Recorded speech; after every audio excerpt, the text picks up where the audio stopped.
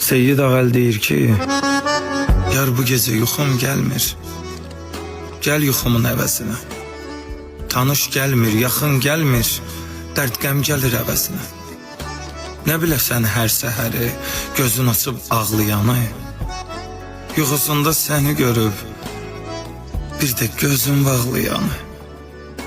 Nə biləsən rəngi qasır bu rəngarəng kainatın, sənsiz olan soyuq çayı, acı olan şirniyyatı.